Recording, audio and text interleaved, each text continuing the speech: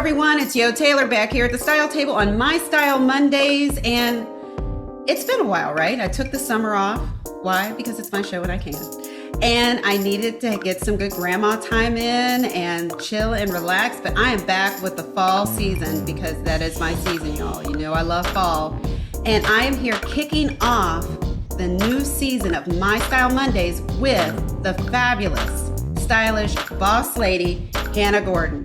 Now, I'm going to tell you about this lady. So she's the CEO of Hannah Gordon Advisors, a consulting boutique, the former chief legal and administrative officer of the 49ers. Check that out. Also wrote a book called The Signs of Change, the competitor's playbook for joy on the path to victory. It's an 8-week framework that uses lessons of football for growth and self-leadership. Awesome. It has been used by national sororities, colleges, companies, and featured by Good Morning America and the Girl Scouts of America. So tell me a little bit about your passion for fashion and how it's evolved from, like, you started out doing fashion and then you end up doing these other things. Absolutely. I have loved fashion since maybe the day I was born. We're going to go through some pictures, but there are pictures of me dressing up, putting together these wild outfits at like 2 years old. So it's been something in me forever. Definitely got a lot of it from both of my grandmothers. And growing up, I did want to be a costume designer for film and television. As time went on, I realized that I both was not great at illustrating and not great at sewing, which I was like, oh no, like I'll never make it. And so I think in a lot of ways I cut myself short. I probably should have worked harder at both of those things. But I had a lot of other interests. And so I went off to college. And at that time, I kind of thought that maybe I could use my strong communication skills, my good writing skills to be an editor at Vogue. So that kind of by high school, when I, wasn't acing my art classes, but I was acing English, that I kind of shifted that vision a little bit, that direction. And then when I actually got to college at UCLA and started working in journalism, I started working in sports journalism. There's not like a fashion page in the student, unfortunately. And then I fell in love with sports. So what started as this dream to become an editor at Vogue ended up morphing into working first in sports media, sports PR, and then eventually going to law school and becoming a chief legal officer at an NFL team, and kind of going this very different direction, but I never lost my love for style. Well, I can honestly say that I understand. I could not draw. I like stick figure, and I love fashion too. And I think I got back in the day, we had home ec, and I made this awful jacket because I could not sew. And also, you really had to kind of have the patience for that. And I just didn't. I just knew what I wanted to put down, but I couldn't do it. But nowadays, you can still do it. There are all sorts of AI tools that can set you up where you can create patterns in a different way now. Like there's so many tools that didn't exist in our time. And yeah, that is so true. And I'm like, oh shoot, the one picture I didn't have digitally, I did make my prom dress. And it actually did look great, but it was a very simple, it was like a simple boat neck sleeveless dress. I had modeled it off of, I loved watching the Oscars. It was interesting in costume design. And Nicole Kidman had worn this, hers was like a chartreuse satin, but the cut of the dress I really liked. And so I found like a shell pattern and then just made it long and put slits on the side. And then my mother was like, oh, you need to close those slits like another 4 inches. So I did. And it was out of a blue, I would like to say it was velvet, but I think it was like actually like a stretch velour fabric that my grandmother had like in her basement and given me. She's like, this is a pretty color on you. And so I made it out of that, and it was a great dress. I love designers and that natural gifted creativity. I have so much respect for just the ability and frankly the patience. I wish I had that kind of patience. I have the ideas in my head. I haven't been able to get them down in as far as put them in clothes. I can tell people what to do, but Right. I would like to be able to just do it myself because you can really feel it and you're kind of into it when you're really doing it. So I think it's a cool talent to have. Now we're going to start out with this picture of Hannah with this unknown person in her costume. This is too cute. I love this photo. It reminds me when I was a tricks box for Christmas, for Halloween. Now, who's standing next to you? In a paper bag. That's my sister. So that was Halloween when I was in kindergarten and she was 3. She was a ghost. And she has a paper bag over her head. And I have this beautiful gown that my grandmother made for me out of pink satin. And it has this sweet little like ruffle on the sleeve. And it's so elegant with like the crew neck and all the seams. And it was, both of my grandmothers were expert seamstresses. And both of them made me a lot of, clothes and costumes in my childhood. And I don't know exactly why I would wanted to be the tooth fairy, but I turned that beautiful princess dress into being the tooth fairy. So I also have on some store-bought wings. I don't even think I was carrying anything that would let you know that I had a tooth around me, but but in my head, I was the tooth fairy. Well, that's wonderful. That means you love sharing and giving money. That's right. Oh my goodness, that is such an adorable photo. And you guys, this next photo is so beautiful. It's so just super cool. She's standing here. I had to look at it twice when I saw it. I said, oh my gosh, who looks that good having like pregnant? So tell me how you came about this photo. This is in the black suit. This is the one in the black suit, yes. Okay, yes. So that photo was taken for the Sports Business Journal 40 Under 40 Awards. And at the time, I was pregnant with my first child. And you'll see in the background is the Pride collection that I designed for the 49ers. It was the first ever gender inclusive retail line by an NFL team or the league. Later, the league created their own and did so with, big partners. But for me, it was really exciting because it was the first time, to your point about design, where, I sketched every design. We worked with our partners at Fanatics on, who was going to source it and produce it. And so to see it come to life was really thrilling. It was a very simple capsule collection, but something that brought me a lot of joy and in celebrating a community that I care about, because it was for our LGBTQ plus community fans and allies, which I consider myself an ally. So in taking that photo, I had seen over time all the kind of portraits of women, and a few times the women have been pregnant and they almost always shot from here up, or occasionally you're wearing things to conceal. And I really felt like pregnancy is something that should be celebrated. It's this incredibly beautiful time in your body, and your body should be celebrated.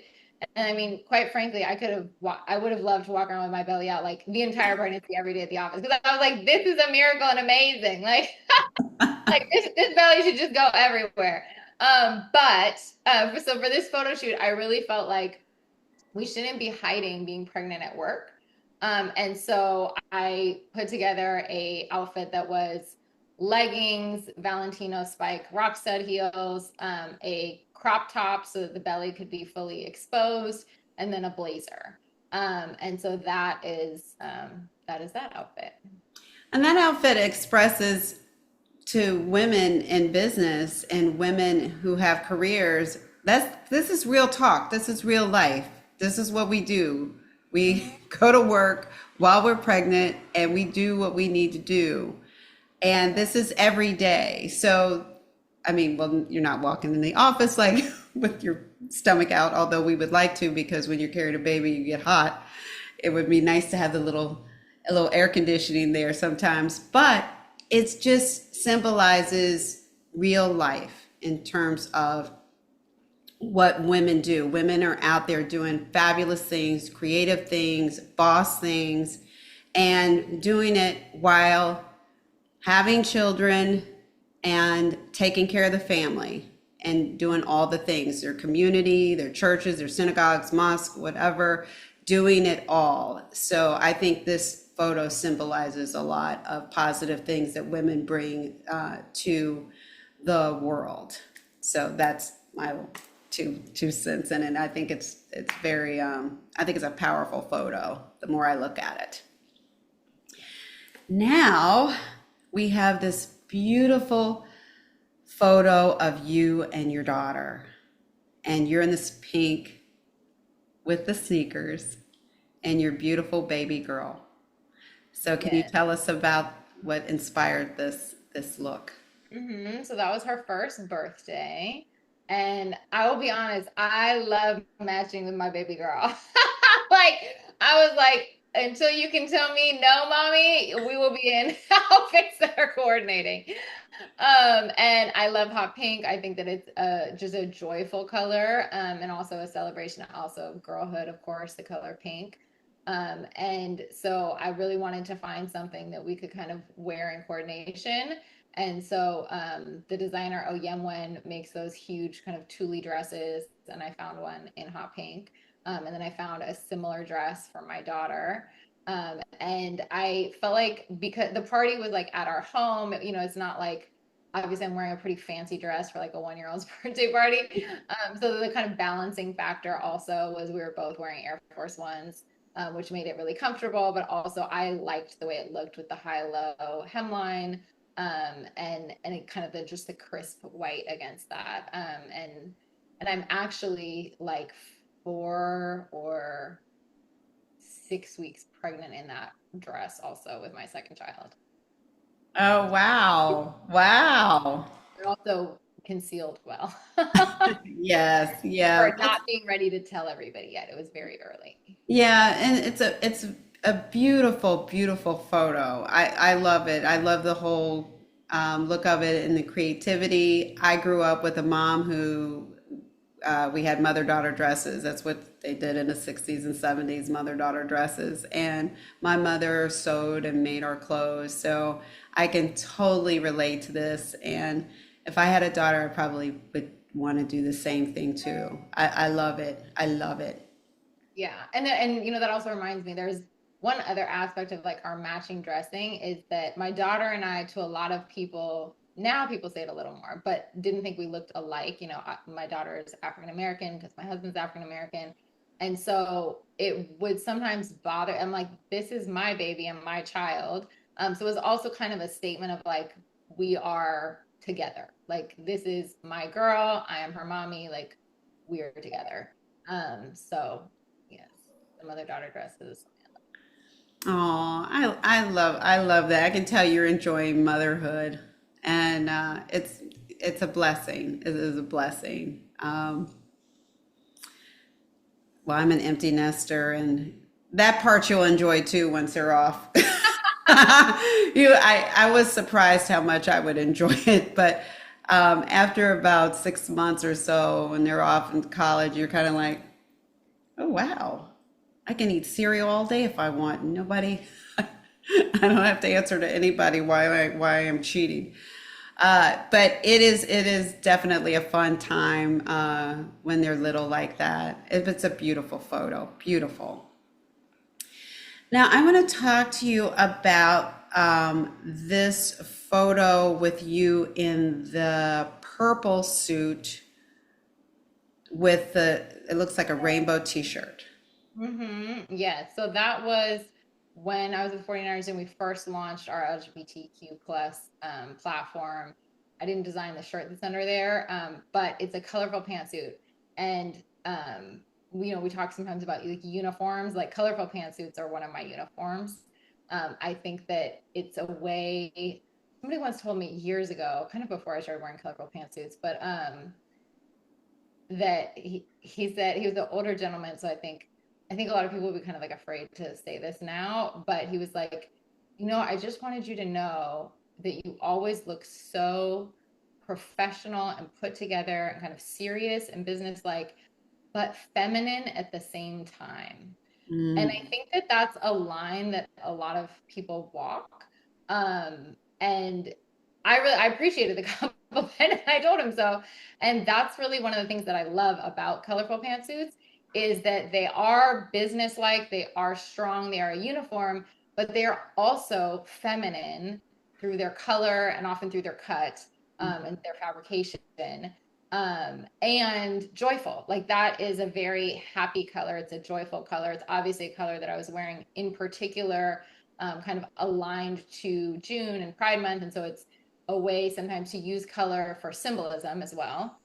But yes, colorful pantsuits, definitely one of my uniforms.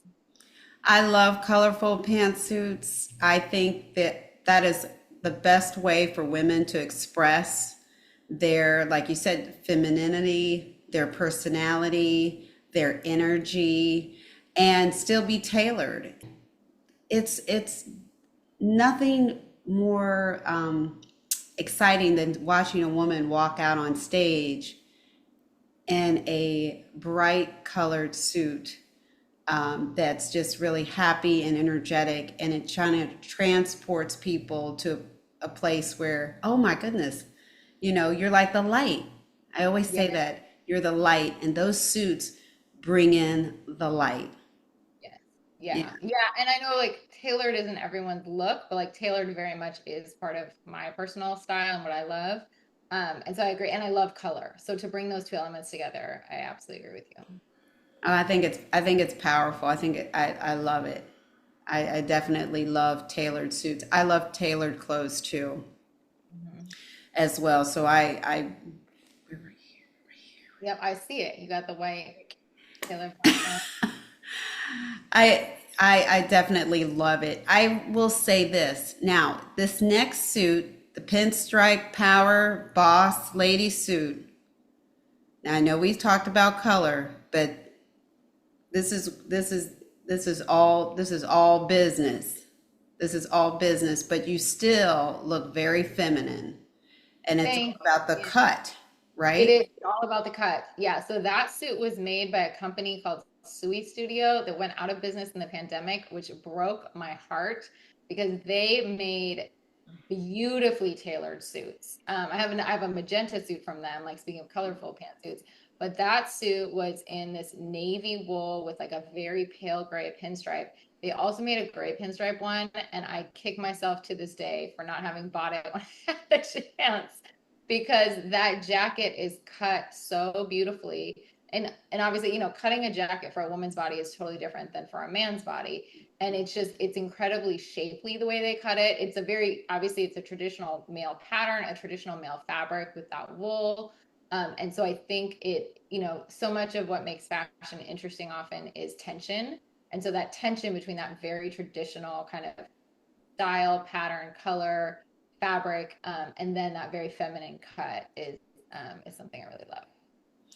Yeah, it's all about the cut and tailoring. I always tell women, you know, even if it's not thousands and thousands of dollars, you don't have to spend thousands and thousands of dollars. But if you take the time and get your suits tailored and cut, you can update those suits too by Mhm. having them taken in and custom for your body.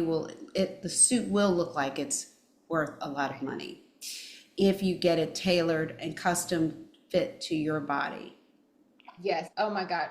Fit is by far the most important thing for any garment to look good on anyone. Yeah, I love pantsuits. And I actually wore one to my high school graduation. I was the only girl in the graduating class who was not wearing a dress. And I remember just searching for a pantsuit and finding this navy blue one. And I actually wanted to wear it with no top underneath because I just love like that look. But first of all, my mother was definitely never gonna have that. I have an uncle who's like a total iconoclast, and he was like, "Just do it. Like, don't be bound by society." But I wasn't gonna get away with that. So I bought a very pale yellow camisole that I wore underneath. So it still sort of preserved the like overall visual look of like what I wanted, while being still appropriately modest. And so yeah, I think I've loved pantsuits for forever. So that is such a, now that's a style boss move right there. You're in high school, everybody else is looking at these whatever dresses, and you are like wearing a tailored suit with a camisole underneath. I'm sure matches the colors of your school. And it was all tasteful, and you look like probably one of the faculty members of the school. You probably look better than the principal of the school. I totally identify with that. I used to have teachers going, "How how are you dressing like that?" Because I learned how to shop, and I loved tailored clothes. So I totally get it. I love it. I admire it. I respect the love for the tailoring. I love this, man. This is great. You know, so I want you to tell me about this prom dress. Sure. So I made my prom dress. I, was trying to be better at sewing at the time. And my grandmothers, like I said, were such expert seamstresses. They always had a lot of fabric around. And my paternal grandmother had given me this blue, um, it was a little stretchy. It was kind of like a velvet velour fabric. And she was like, "This is a really good color on you." And it was.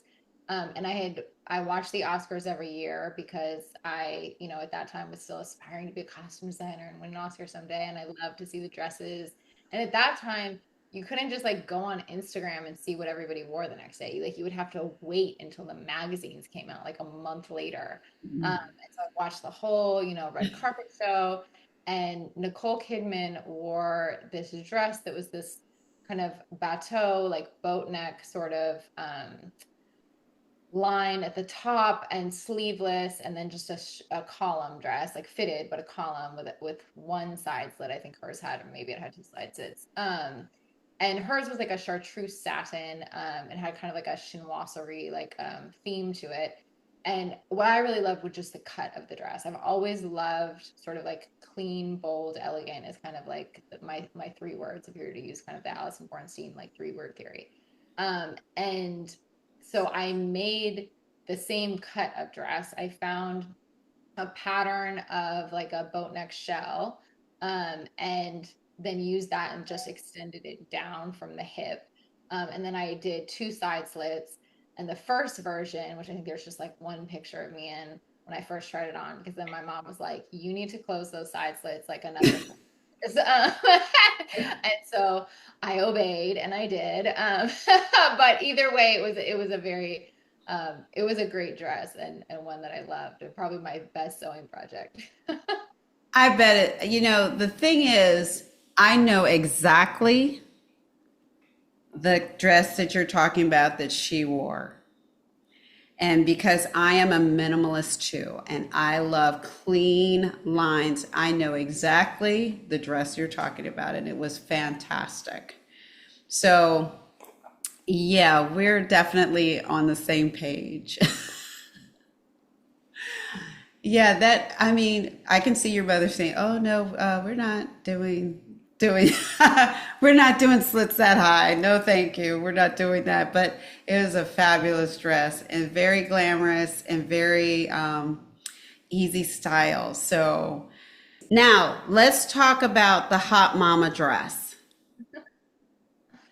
The I red. love this red. This actually is one that was inspired by someone else. So one of my girlfriends, who's more of a maximalist, has her own amazing style, Maud Arnold. She's a professional dancer, choreographer, and many other things.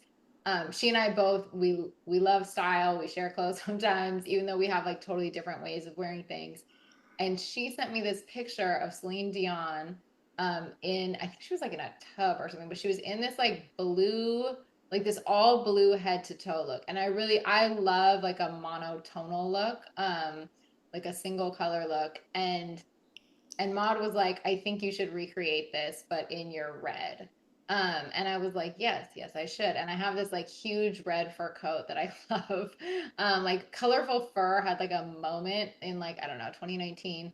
And I was like, I couldn't get enough because of course I love color and I love shape. And so I bought a pair of red suede thigh-high boots. And because also I'd been like struggling with kind of how to put the fur coat with some other things.